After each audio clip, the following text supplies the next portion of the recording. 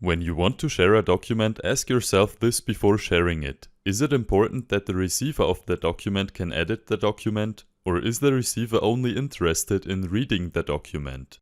Because if it is only important that the receiver can read a document, then you should share your document as a PDF file.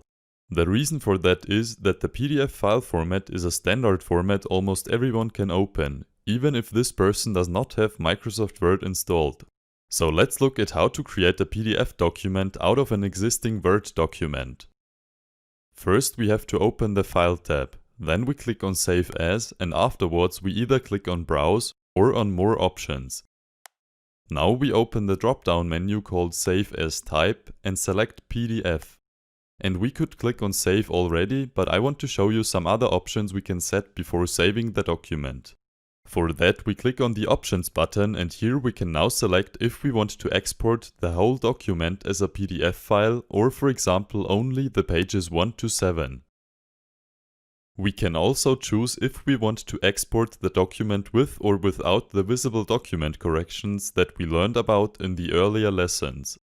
And one other very cool option is the Create Bookmarks option. When we check that option and select headings, the PDF file will contain a navigation pane which is similar to the one in Word. I will save this document to show you what it looks like.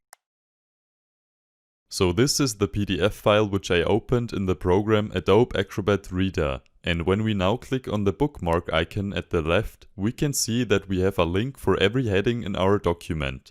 Now when we click on one of the links, we can immediately jump to the position of that heading in the document. And that's it, now you know how to save a Word document as a PDF file and how to implement the navigation bookmarks in that document. Go ahead and watch the other videos to learn more about sharing a document.